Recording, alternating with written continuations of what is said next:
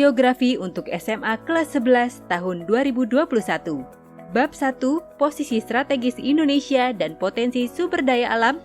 Subbab 1B, Letak Indonesia secara Geografis bagian 1. Halo Sobat Belajar. Dari audio sebelumnya, kalian telah mengetahui bahwa letak astronomis memberikan pengaruh yang besar terhadap wilayah Indonesia. Tahukah kalian, selain dilihat secara letak astronomis, wilayah Indonesia dapat pula dilihat secara geografis. Lalu, apakah kalian tahu letak geografis Indonesia? Untuk mengetahuinya, mari kita simak penjelasannya yuk. Indonesia secara geografis terletak di antara dua benua dan dua samudra. Dua benua yang mengapit Indonesia yaitu benua Asia di sebelah utara dan benua Australia di sebelah selatan. Sedangkan dua samudra yang mengapit Indonesia adalah Samudra Pasifik di sebelah timur dan Samudra Hindia di sebelah barat dan selatan. Namun, dikarenakan adanya aktivitas tektonisme atau suatu peristiwa pergerakan lapisan kerak bumi yang menyebabkan perubahan pada permukaan bumi, tidak menutup kemungkinan apabila letak Indonesia dapat berubah di masa depan. Oleh karena itu, letak geografis dapat disebut sebagai letak relatif. Sama seperti letak astronomis yang memiliki pengaruh terhadap wilayah Indonesia, letak geografis pun memiliki pengaruhnya tersendiri. Salah satunya, letak geografis memengaruhi musim di Indonesia. Sobat Belajar, ada berapakah musim di Indonesia? Indonesia memiliki dua musim, yaitu musim penghujan dan musim kemarau. Kedua musim ini terjadi karena pengaruh angin muson barat laut dan angin muson tenggara. Angin muson barat laut mengalir dari Asia menuju ke Australia. Angin ini mengandung banyak uap air laut dikarenakan melewati perairan dan samudra, sehingga mendatangkan musim hujan di wilayah Indonesia. Sedangkan angin muson tenggara yang mengalir dari Australia ke Asia bersifat kering, sehingga mendatangkan musim kemarau di wilayah Indonesia. Berdasarkan penjelasan tersebut, perubahan musim ini perlu dikaji lebih lanjut karena sangat memengaruhi berbagai aspek kehidupan masyarakat. Contohnya, fluktuasi temperatur dan karbon dioksida di udara yang kemudian mengubah kenyamanan manusia. Perubahan iklim juga berdampak terhadap peningkatan terjadinya bencana hidrometeorologi atau cuaca ekstrim. Berbagai upaya untuk mengatasi perubahan iklim melalui pengurangan emisi perlu dilakukan secara integrasi dari berbagai pihak. Upaya ini bertujuan meninggalkan warisan lingkungan yang baik untuk anak cucu kita di kemudian hari. Sobat Belajar, mari kita perhatikan informasi yang disadur dari media Kompas tahun 2021. Kondisi musim global diwarnai oleh adanya fenomena La Nina pada tahun 2020.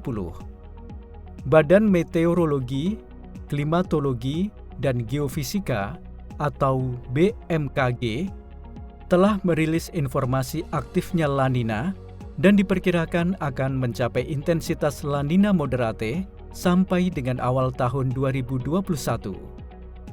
Keberadaan La Nina moderate ini memberikan dampak peningkatan curah hujan di beberapa wilayah di Indonesia. Data menunjukkan pada tahun 2020 mencatatkan suhu tertinggi kedua selama 40 tahun terakhir atau suhu terpanas pertama sejak kejadian El Nino kuat pada tahun 2016.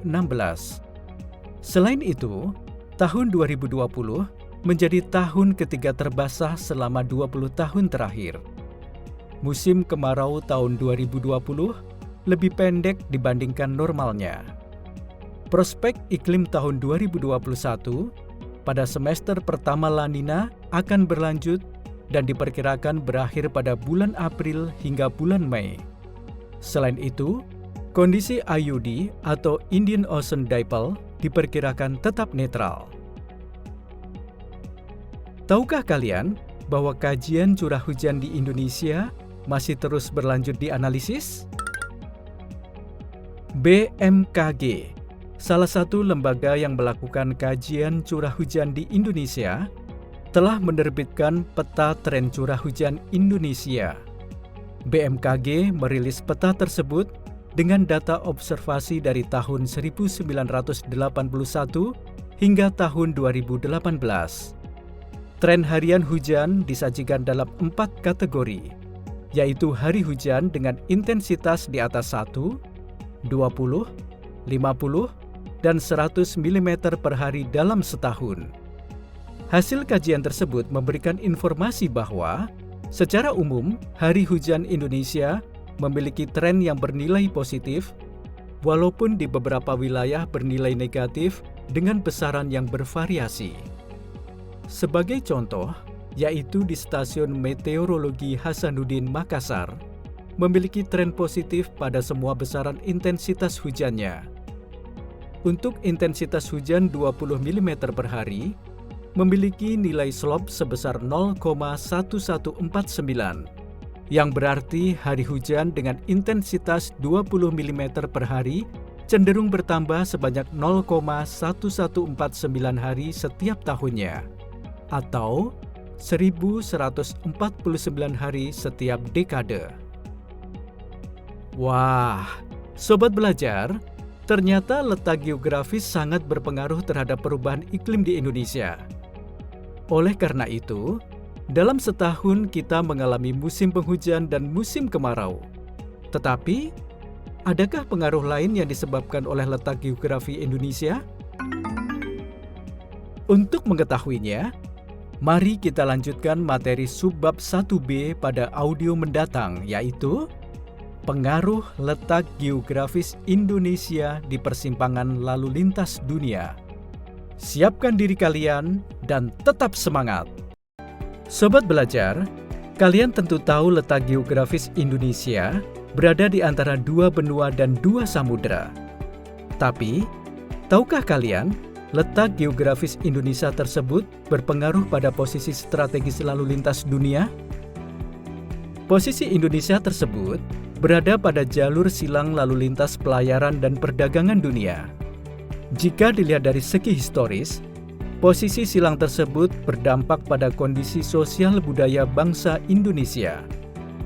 Posisi silang tersebut memungkinkan masuknya pengaruh peradaban dan kebudayaan dari negara lain. Masuknya peradaban dan kebudayaan asing menyebabkan timbulnya keberagaman budaya di Indonesia. Selain itu, pengaruh letak geografis Indonesia juga berpengaruh terhadap geopolitik. Indonesia memiliki geopolitik yang strategis karena berada di antara negara-negara besar yang berpengaruh dalam berbagai bidang seperti perdagangan, teknologi, persenjataan, dan sebagainya. Oleh karena itu, kemampuan Indonesia untuk memanfaatkan posisi tersebut berpengaruh besar untuk kemajuan bangsa Indonesia. Mari kita lihat dari segi yang lain. Jika dilihat dari segi ekonomis, posisi Indonesia dapat memberikan pengaruh besar dalam perekonomian dan kesejahteraan masyarakat. Pemanfaatan posisi strategis Indonesia secara optimal dan konsisten akan berdampak pada tingkat kemakmuran bangsa. Posisi ekonomi yang strategis tersebut dapat mendorong Indonesia sebagai poros maritim dunia.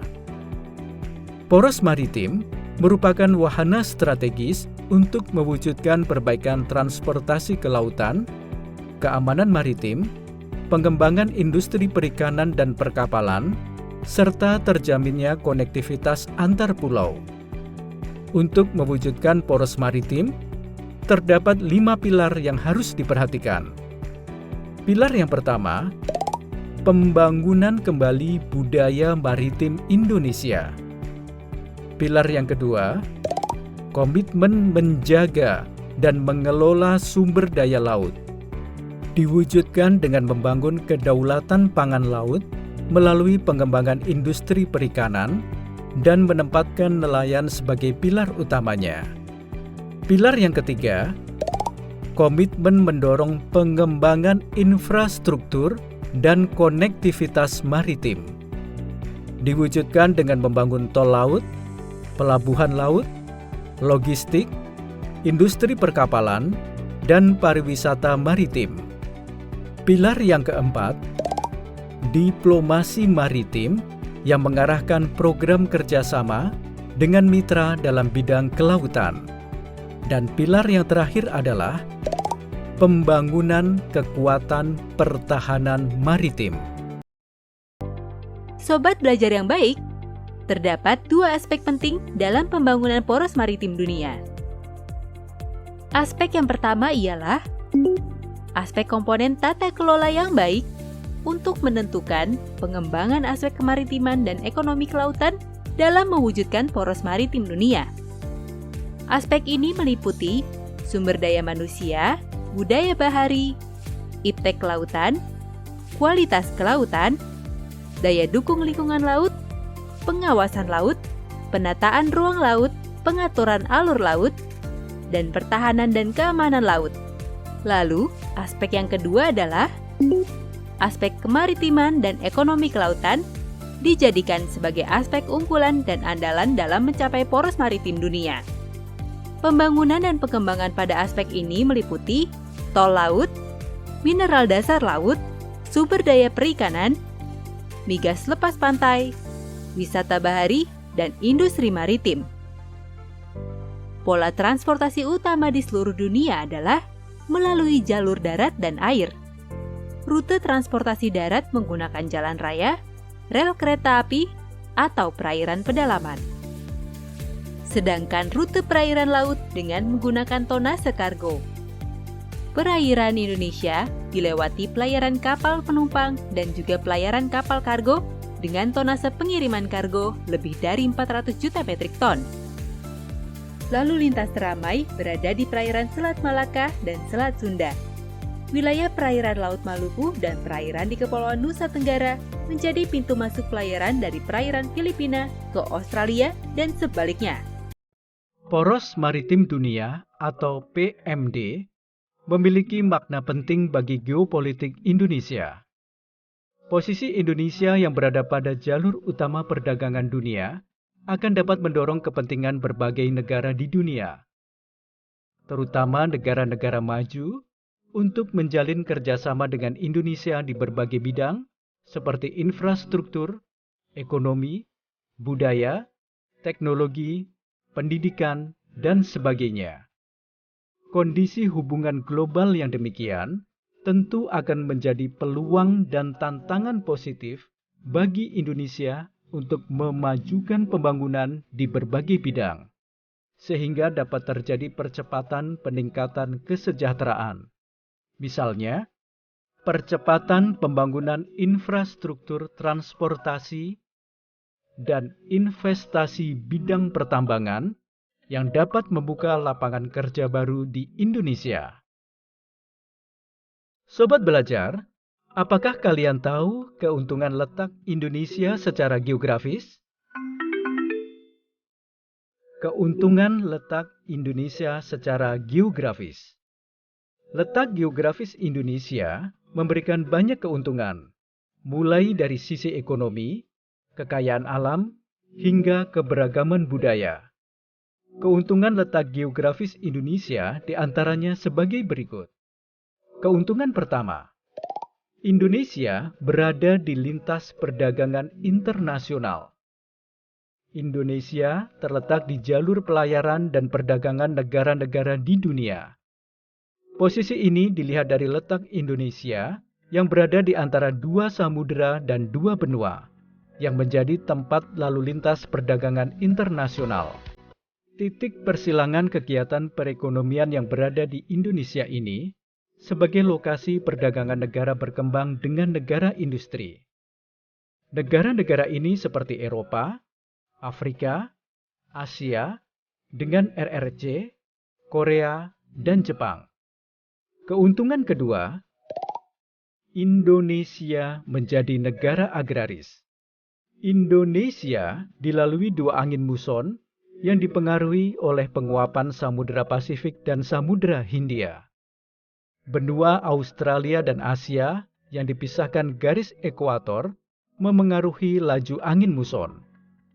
Hal ini menyebabkan terbentuknya dua musim di Indonesia yang bergantian 6 bulan sekali, meliputi musim penghujan dan kemarau.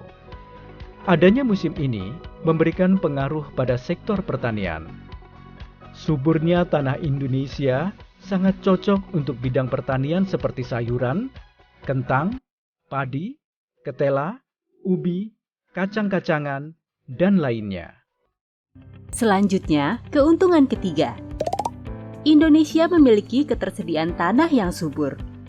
Curah hujan yang tinggi dan banyaknya intensitas sinar matahari menyebabkan kesuburan tanah di Indonesia. Posisi Indonesia pada cincin api Pasifik juga mendukung banyaknya material yang dikeluarkan dari aktivitas vulkanik, sehingga menyebabkan tanah menjadi subur. Kesuburan tanah yang tinggi ini sangat mendukung kegiatan pertanian di Indonesia. Keuntungan keempat, keberagaman budaya yang tinggi. Posisi lalu lintas NAL mengakibatkan banyaknya kapal-kapal negara luar singgah di Indonesia. Hal ini mengakibatkan terjadinya proses akulturasi budaya dan suku bangsa, sehingga mempengaruhi keberagaman budaya di Indonesia. Kondisi tersebut memberikan keuntungan dalam segi sosial budaya. Kekayaan dan keragaman budaya di Indonesia menjadi potensi dalam bidang pariwisata maupun sektor lainnya. Lalu keuntungan selanjutnya, Indonesia memiliki banyak destinasi wisata alam yang indah. Indonesia memiliki banyak objek wisata alam mulai dari air terjun, gunung, sungai, hingga pantai.